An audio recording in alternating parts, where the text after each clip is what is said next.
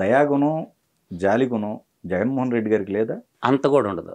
వాడు కలికాలంలో పుట్టిన జగనాసురుడు, కలికాలంలో పుట్టిన దానవుడు, కలికాలంలో పుట్టినటువంటి జలగ, కలికాలంలో పుట్టినటువంటి కాకరి. ఈ 4 పదాలు వాడికి సెట్ అవుతాయి. వాడికి అంత దయాగుణం అనేది, అంత దానగుణం ఉంటే ఒక్క స్కూల్ పెట్టి ఎంతమంది చదివిస్తున్నా నాకు చెప్పమానండి. శ్యామల గారు చెప్పారు మొన్న బయట రిలీజ్ చేశారు. ఆ అమ్మాయికి ఉత్తరం, దక్షిణం, తూర్పు, పరమడ తెలియదు.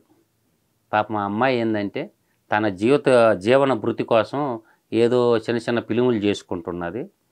సో ఆడపిల్లని ఆ అమ్మాయి ఆలోచించుకోవాలి. వాళ్ళ సాక్షి జర్నలిస్టులు రాసిస్తారు, ఆ సాక్షిలో రాసిచ్చే ఆడ మాట్లాడద్ది. పాపం మా అమ్మాయికి కూడా తెలియదు, గ్రౌండ్ రిపోర్ట్ తెలియదు. కాబట్టి ఏంటంటే ఆలోచన చేసుకోవాలి అమ్మాయి కూడా. ఆడపిల్లలు ఎప్పుడు కూడా నాకు చాలా గౌరవం ఎక్కువ, ఏ ఆడబిడ్డ అయినా చాలా గౌరవం బాగుండాలి. కానీ ఆలోచన చేసుకోవాలి, ఆలోచన చేసుకొని చెప్పాలి ఏదన్నా. కానీ ఆ అమ్మాయి మెడికల్ కాలేజీల గురించి కూడా మాట్లాడుతుంటే నాకు ఆశ్చర్యం వేసింది. అసలు మెడికల్ కాలేజీలో ఎన్ని సీట్లు ఉంటాయో కూడా తెలియదు అమ్మాయికి. గవర్నమెంట్ సెక్టార్లో ఎన్ని కాలేజీలు ఉన్నాయి, ప్రైవేట్ సెక్టార్లో ఎన్ని కాలేజీలు ఉన్నాయి, తర్వాత మైనారిటీలో ఎన్ని కాలేజీలు ఉన్నాయి, ఏ కాలేజీ ఎప్పుడు పుట్టింది అవి అడగండి. ఎప్పుడన్నా ఫోన్ చేసా అమ్మాయిని, నీ దగ్గర నెంబర్ ఉంటే అడగండి అంజీ గారు. అమ్మ కొంచెం కాలేజీల పేర్లు అడుగుతానమ్మా, అవి ఎస్టాబ్లిష్మెంట్ డేటు, దాంట్లో ఉండే సీట్ల సంఖ్య చెప్పమ్మా అని అడుగు, ఎత్తిపోద్ది. అందువల్ల మీకు అర్థమైందా ఇప్పుడు నేను చెప్పిందా? బాగా అదొక్కటి అడుగు చాలు. అమ్మ గవర్నమెంట్ సెక్టార్లో ఎన్ని కాలేజీలు ఉన్నాయి, ఆ దాంట్లో ఎన్ని సీట్లు ఉన్నాయి, అసలు నీట్ అంటే అబ్రివేషన్ చెప్పమ్మా అని అడుగు. నీట్ ఎగ్జామ్ అబ్రివేషన్ చెప్పమ్మాను. ఆ మైనారిటీ కాలేజీలు ఒక 2 ఉన్నాయమ్మా, ఆ రెండిట్లో కలిపి సీట్లు ఉన్నాయి తల్లి, ఆ 2 కాలేజీల పేర్లు, ఏ కాలేజీలు ఎన్ని సీట్లు ఉన్నాయో అని అడగండి. అమ్మాయిని అడగాల్సింది మీరు జర్నలిస్టులు. తర్వాత ప్రైవేట్ కాలేజీలు ఉన్నాయమ్మా, ఒక 16 ఉన్నాయి, 16 పేర్లు చెప్పమ్మా, 16 మెడికల్ కాలేజీల పేర్లు ఏ ఇయర్లో ఎస్టాబ్లిష్ అయినట్టు నాకు చెప్పమ్మా అని అడగండి. ఎత్తిపోద్ది. ఎందుకంటే వాళ్ళు రాసిచ్చిని చదవద్ది. అందువల్ల ఏంటంటే పరిపూర్ణ అవగాహన ఉండేటటువంటి వ్యక్తిగత. ఇప్పుడు ఎవరు మాట్లాడేవాళ్ళు లేరు. కాపు కులంలో పుట్టిన ఒక బిడ్డ ఎందుకు ఇప్పుడు మాట్లాడుతుండేది ఎవరు తెలుసా?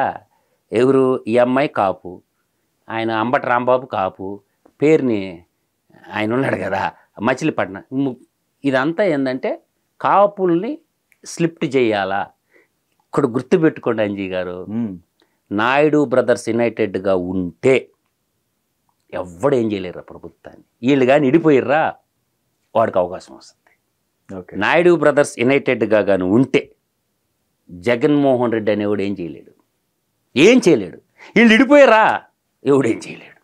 ఇది గుర్తుపెట్టుకోండి మీరు ఎప్పుడైనా. నాయుడు బ్రదర్స్ అంటే ఏంటి సార్ అంటే కాపు నాయుడు, బలిజ నాయుడు, కమ్మ నాయుడు, వెలమ నాయుడు, ఈ 4 కులాలు ఏకతాటిగా ఉండమనండి ఇడిపోకుండా. ఆ ప్రమాదం రేపు ఈ స్థానిక సంస్థల్లో పొంచుంది. వీళ్ళు అన్నదమ్ములు తన్నుకోకుండా, ఒకరికొకరు ఈర్ష్యా దేశాలకు పోకుండా, ఎవరికైతే ఏంటిరా అని చెప్పి పెద్దల నిర్ణయానికి కట్టుబడి వాళ్ళు ఉంటే స్థానిక సంస్థల్లో జగన్మోహన్ రెడ్డి ఏం చేయలేడు. అలా కాదు, ఇప్పుడు ఎడగొట్టాల. ఏది? ఈ నాయుడు బ్రదర్స్ని బద్దలుగా పగలగొట్టాల. మీకు 2019 చూసుకోండి, ఆ మ్యాజిక్ కోపాడతారు నేను చెప్పిన మ్యాజిక్. కేసీఆర్ ఎలమ కదా, ఆ ఎలమ ద్వారా దింపిండా, ఎలమ లోటు చీల్చిండా. తర్వాత మీకు అటు యాదవ్ కమ్యూనిటీ తలసాని శ్రీనివాస్ యాదవ్ దింపి యాదవులను చీల్చిండా. కాపులకు ధీటుగా ఉండే ఓటు యాదవులది. కాపులది ఎంత ఉంటుందో యాదవులది అంతే ఓటు ఉంటుంది. దాన్ని బద్దలుగా చీల్చిండా. టెక్నిక్ చూడండి. దీన్ని పొలిటికల్ ఏ చాపాలజిస్టు లేదు, బొంగు లేదు, నేను చెప్పలేదండి 3 రాష్ట్రాల రిజల్ట్. ఇదంతా ఏంటంటే ఇక్కడ కొన్ని వర్గాలు ఇడిపోతాయి. ఆ ఇడిపోయినప్పుడు ఏమవుద్దంటే అవతలోడికి అవకాశం దొరకదు. ఇప్పుడు అది ప్రయత్నం జరుగుతుండేది కాదండి. ఇన్ని లక్షల కోట్లు ఉన్నాయి కదా, ఆయన దానం చేయరంటారా? ₹1 కూడా చేయడు. దోచుకోవడం దాచుకోవడం తప్ప దానం. సరే పబ్లిక్ వదిలిపెట్టండి, చుట్టుపక్కల కన్నా ఇస్తారుగా. ఇవ్వరు. అక్కడ కూడా ఇవ్వరా? ఏడ ఇయ్యరు. ఏం చేసుకుంటారు? ఏం చేసుకుంటారు? కాల్చుకుంటారు. పోయే రోజు పైన వేసుకొని తగలబెట్టుకుంటారు. అంతకుమించి ఏముండదు. ఓకే, అంతకుమించి ఏముండదు. కానీ నమ్మిన వాళ్ళకైనా గట్టి సాయం చేస్తారంటారు. అంటారు తప్ప ఇప్పుడు ఒక్కటి గుర్తుపెట్టుకోండి, ఒక స్కూల్ పెడితే ఇవాళ భువనేశ్వరి మేడం గారు ఇవాళ చంద్రబాబు నాయుడిని గురించి ఆయన బొచ్చు నరిసినంత లేదు ఆమెకు వయసు. చంద్రబాబు నాయుడు బొచ్చు నరిసినంత లేదు ఆమెకు వయసు. ఒక మిడిల్ క్లాస్ కుటుంబంలో పుట్టారు బాబు గారు, కష్టపడి చదువుకున్నాడు మా యూనివర్సిటీ ఎస్వి యూనివర్సిటీలో. పెద్దల సహాయ సహకారాలతోటి స్టూడెంట్లలోనే లాయర్గా మంచి ఎకనామిక్స్ ఎక్స్పర్ట్గా చదువుకున్నాడు. చదువును ప్రేమించాడు, రాజకీయాలను ప్రేమించాడు. స్టూడెంట్ లీడర్గా ఉండి ఎమ్మెల్యే అయ్యాడు. ఇది ఇందిరాగాంధీ బీఫామ్ ఇస్తే ఎమ్మెల్యే అయ్యాడు 78లో. మంత్రి అయ్యాడు. మంత్రి అయ్యి పెళ్లి చేసుకున్నాడు. ఎవరిని చేసుకున్నాడు? ఎన్టీ రామారావు. ఎంత పెద్ద కోటీశ్వరుడు అప్పటికే, ఎంత కోటీశ్వరుడు ఎన్టీ రామారావు. హయ్యెస్ట్ రెమ్యునరేషన్ తీసుకున్న ఎన్టీ రామారావు కూతురు చేసుకునే స్థాయికి ఎదిగిండు ఒక చిన్న కుటుంబంలో పుట్టి. అంటే 2 ఎకరాలు ఎట్ట అంటావు? అంక లేదు భువనేశ్వర్ కాస్తే వాళ్ళ నాన్న ఎంత ఇచ్చుంటాడా? నీ బతుక్కే అంటే ఆయన కాడ భర్త దగ్గర లేకపోవచ్చు, ఏమి తెచ్చిందే? ఆ డబ్బులు పెట్టి వాళ్ళు వ్యాపారం ఏం దోచుకున్నారు? ఏడ ఫ్యాక్టరీలు పెట్టారు? ఎన్ని ఎకరాల భూములు కొట్టేశారు ఆంధ్రప్రదేశ్ రాష్ట్రంలో నారా చంద్రబాబు నాయుడు గారు? అదేదా లిస్టు చదవరాదా? ఎక్కడెక్కడ ఎన్ని భూములు ఉన్నాయి? పోనీ మీ జగనన్నది చదవరాదా? ఎందుకు చెప్పవు మీ జగనన్నదే? నేను చెప్పాను కదా, అవి చెప్పొచ్చు కదా. ఎందుకు రాసిరోళ్ళు? సరస్వతి సిమెంట్ భూములు చెప్పా 1515 ఎకరాలు, భారతీయ సిమెంట్ భూములు చెప్పా, మొత్తం తీరాదా?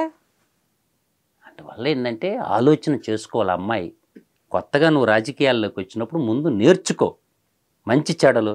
ముందు కదా వాళ్ళు తిట్టమన్నారన్న కదా, వాళ్ళ ఇంట్లో ఆడవాళ్ళ చేత ఎందుకు తిట్టలేదా? నిన్నెందుకు వాడతారా? వాళ్ళ ఇంట్లో ఆడవాళ్ళు లేరా? వాళ్ళ చేత తిట్టిపిచ్చిపోయినావా చంద్రబాబు నాయుడిని? బయట వాళ్ళు ఏమైపోతే మనకెందుకు, మనం సేఫ్గా ఉండాలా? వాళ్ళ కాన్సెప్ట్ వీళ్ళు అర్థం చేసుకుంటే భద్రంగా ఉంటారు, లేదంటే ఏముండదు. అందువల్ల ఏంటంటే ఆ అమ్మాయి అంత దూరం మాట్లాడాల్సి ఉంది కాదు. ఇప్పుడు భువనేశ్వరి మేడం చల్లపల్లిలో స్కూల్ 1200 మంది పిల్లలు, ఒక తల్లిలాగా ఆడపిల్లలకి ఒక స్కూల్ ఎందుకు పెట్టలేదమ్మా? 1200 మంది పిల్లల్ని అన్నం పెట్టి బట్టలు ఇచ్చి పుస్తకాలు ఇచ్చి చదివిస్తుంది. ఎన్టీఆర్ ట్రస్ట్. ఈవిడ కూడా స్కూల్ మ్యాటర్ అయితే చెప్పిందండి. ఎక్కడ ఉందంట? పలానా స్కూల్లో ఎక్కడ చూపిరాదా? డఫర్ వాళ్ళకి కూడా ఏదో ఇస్తున్నాం.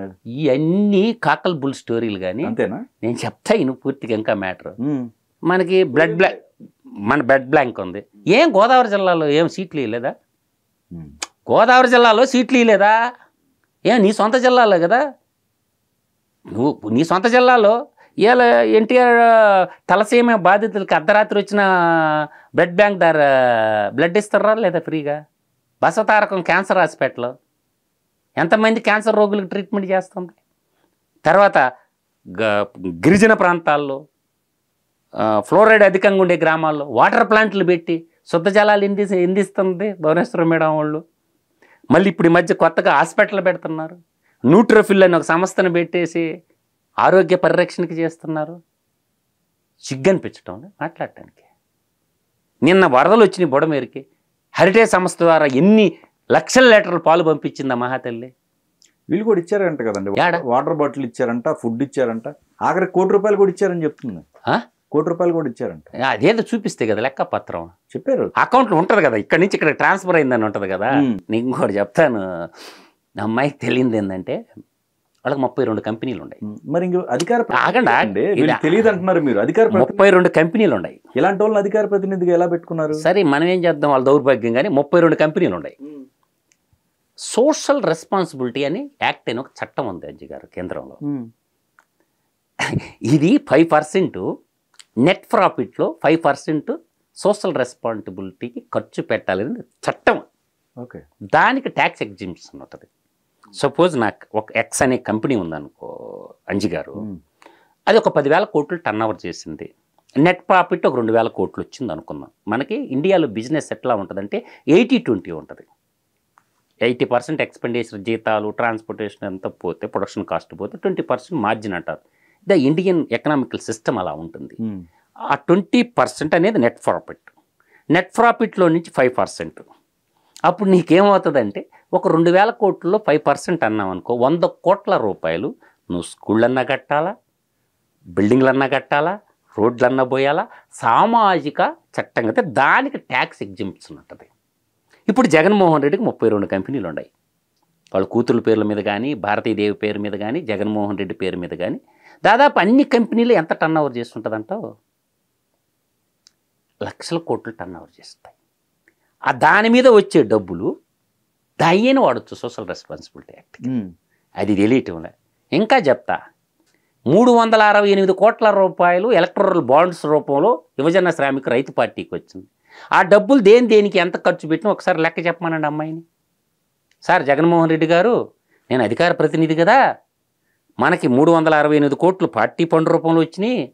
మనం ఆ ఎక్స్పెండిచర్ అదే ఈసీఐకి ఇవ్వాలి. దేనికి ప్రతి పార్టీ ఇవాళ 368 కోట్ల రూపాయలు మొన్న 2024 ఎలక్షన్కి వచ్చినాయి. అది కంపెనీలు ఇచ్చారంటే పార్టీకి ఇచ్చారు.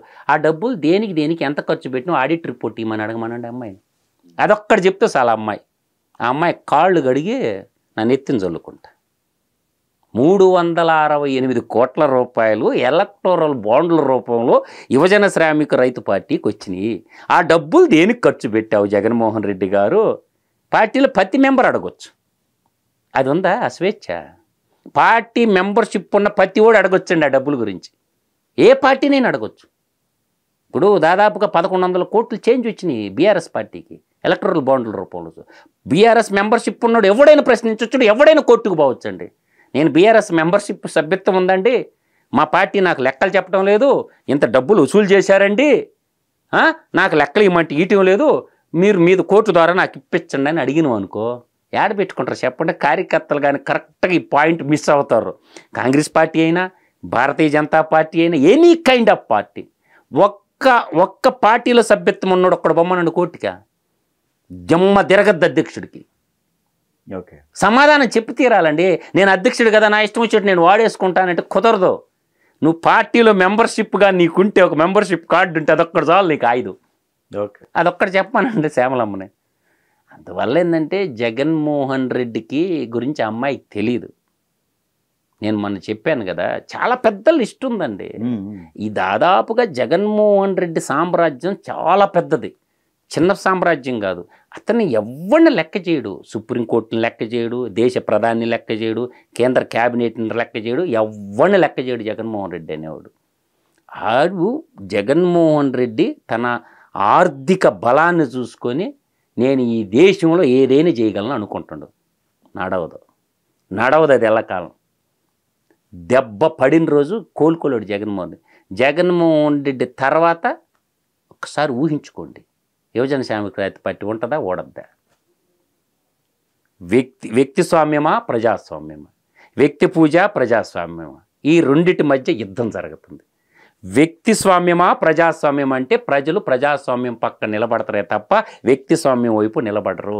వాడు ఎంత పెద్ద తూపంటి లీడర్ అయినాను ప్రజాస్వామ్యాన్ని పరిరక్షించుకోవాలని చూస్తారే తప్ప వ్యక్తి స్వామ్యాన్ని, నియంతృత్వాన్ని, ప్లూరలిజాన్ని భారతదేశ ప్రజలు అంగీకరించరని గారు.